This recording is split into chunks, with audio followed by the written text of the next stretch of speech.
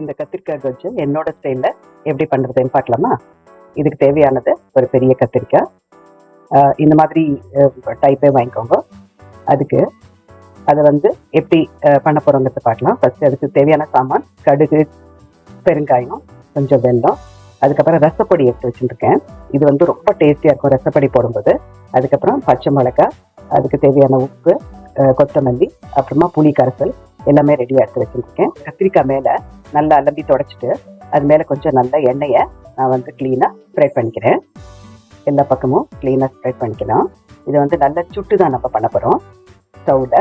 இது முந்தி காலத்துலலாம் குமுட்டி அடுப்பில் அப்படி பண்ணுவாள். அது ரொம்ப டேஸ்டியாக இருக்கும். நல்ல புகை வாசனை இருக்குது, நல்ல ஸ்மோக்கி ஸ்மெல் ரொம்ப ஜோராக இருக்கும். இப்போ நம்ம பண்ண போகிறது கேஸில் தான். அதுக்கு முன்னாடி ஒரு ஃபோர்க் எடுத்து எல்லா பக்கமும் இந்த மாதிரி குத்திக்கலாம். அப்போ நம்ம இதை திருப்பி திருப்பி சுடும்போது எல்லா பக்கமும் நல்லா ஜோராக வேகும். பாருங்க, இந்த மாதிரி ஃபோர்க்கால் குத்திட்டு ஃபுல் ஹோல்ஸ் வந்துருக்கு இல்லையா? அப்போ உள்ளே இந்த சூடு உள்ளே போய் நல்லா வெந்துடும். ஸோ இதை இப்படி கையில் பிடிச்சிட்டு பண்ணலாம். இன்கேஸ் இது சுடும் உங்களால் பண்ண முடியாது அப்படின்னு தோணிச்சுன்னா ஃபோர்க்கை திருப்பியும் அதுக்குள்ளே நல்லா இன்சர்ட் பண்ணிவிட்டு இந்த மாதிரி சுடும்போது கையில் உங்களுக்கு சூடு வராது, அந்த ஆவி வராது. So it be easier for you to நல்லா சுட்டு எடுக்கிறதுக்கு. இதில் வச்சுட்டு இப்போ பார்த்தலாம் அந்த மேலே இருக்கிற ஸ்கின் அப்படி லைட்டாக வருது இல்லையா? இது இப்படியே கொஞ்சம் நேரம் விட்டுடலாம். அது கொஞ்சம் ஆறணும். இது ஆறினதுக்கப்புறமா க்ளீனாக தண்ணியை தொட்டு தொட்டு இப்போ எடுத்துடலாம். அந்த இப்போ தோல் பாருங்க தன்னால் வந்துட்டு இல்லையா? தண்ணியை தொட்டு தொட்டு இந்த தோலை க்ளீனாக உரிச்சு எடுத்துடலாம். கொஞ்சம் ஆறி இருந்தால் உங்களுக்கு கை சூடாமல் இருக்கும். அதுக்காக கம்ப்ளீட் ஆறினா எடுக்க வராது. கொஞ்சம் ஆறினதுக்கப்புறமா you can remove the skin. இதை க்ளீனாக அப்படி எடுத்துட்டு அதுக்கப்புறம் அந்த காம்பெல்லாம் எடுத்துடலாம். அதுக்கப்புறம் இதை ஒரு பாத்திரத்தில் போட்டு இதை நல்லா ஸ்மாஷ் பண்ணணும். இதுக்கு ஸ்மாஷராலேயோ கையாலேயோ பண்ணுறதுனால கையால் பண்ணும்போது கொஞ்சம் சூடு தாங்காதுன்னா இங்கே ஸ்மாஷர் எடுத்துக்கலாம்.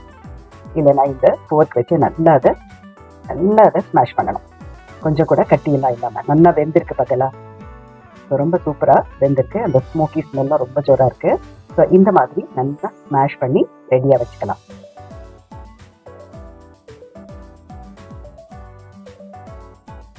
இது நான் ஆல்ரெடி ஒரு பாண்டியில் கொஞ்சம் எண்ணெய் போட்டு வச்சுருக்கேன்.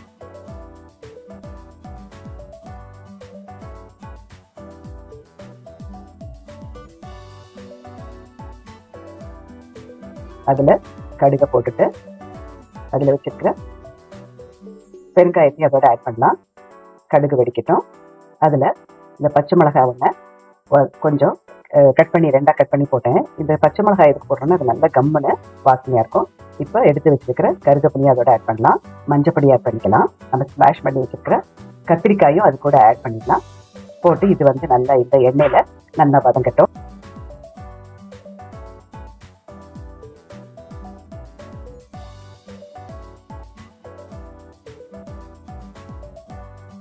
இப்போ பாருங்க, இது எண்ணெயில் க்ளீனாக வதங்கியாச்சு. இப்போ நான் நம்ம எடுத்து வச்சிருக்கிற ரசப்பொடியை அது கூட ஆட் பண்ண போகிறேன். ரசப்பொடி ஒரு டேபிள் ஸ்பூன் எடுத்து வச்சுருக்கேன். ஏன்னா இதுதான் இதுக்கு காரம். ஸோ இந்த ரசப்பொடியோட டிஸ்கிரிப்ஷன் பாக்ஸில் இது எப்படி பண்ணணும், மைசூர் ரசம் பவுடர் நான் போடுறேன், அதையும் ஆட் பண்ணுறேன். நீங்கள் பண்ணி வச்சுக்கலாம். இது மல்டி பர்பஸ். நிறைய டிஷ்ஷஸ்க்கு நம்ம இந்த ரசப்பொடியை யூஸ் பண்ணலாம். இப்போ ரசப்பொடி போட்டதுக்கப்புறமா இது கொஞ்சம் நல்லா பச்சை வாசனை போக அளவுக்கு நல்லா கொதிக்கணும்.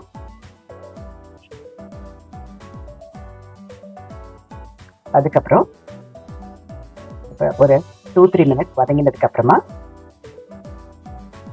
நம்ம எடுத்து வச்சிருக்கிற புளி ஜலத்தை அது கூட ஆட் பண்ணலாம். இப்போ இது நல்லா கொதிச்சு புளியோட பச்சை வாசனை நல்லா போகணும்.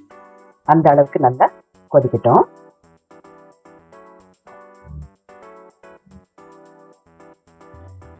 இந்த மாதிரி ஒரு செமி சாலிடாக இருந்தால் தான் இது நல்லாயிருக்கும். இப்போ அதுக்கு தேவையான அளவு உப்பையும் சேர்த்துடலாம். அப்புறம் அதுக்கு எடுத்து வச்சுக்கிற வெல்லம். இதுக்கு உப்பு, வெல்லம், புளி, காரம் எல்லாமே தூக்கலாக இருந்தால் தான் இந்த கத்திரிக்காய் கொஜ்ஜு ரொம்ப சூப்பராக இருக்கும். அப்போ தான் நம்ம பொங்கலுக்கோ, இட்லிக்கோ, தோசைக்கோ தொட்டுக்கும் போது ரொம்ப சூப்பராக இருக்கும். பாருங்கள், இது நல்லா கொதிச்சு இப்போ எண்ணெயெல்லாம் வெளியில் விட ஆரம்பிச்சிருச்சு. இப்போ இந்த சமயத்தில் நான் கொத்தமல்லியை அது கூட ஆட் பண்ணுறேன். இப்போ இது நல்லா கொதிச்சாச்சு. அதனால் ஸ்டவ் ஆஃப் பண்ணியாச்சு. இதை நம்ம சர்விங் பவுலில் சேஞ்ச் பண்ணிவிட்டு பாருங்க. நான் இதை வந்து இன்னைக்கு வெண்பொங்கலோட பேர் பண்ணுறேன்.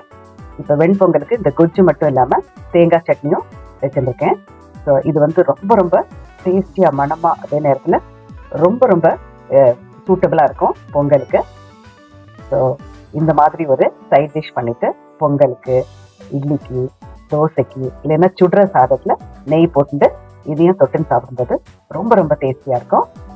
I hope you like this recipe. Please try and enjoy. I'll meet you with the next lovely video. Bye-bye.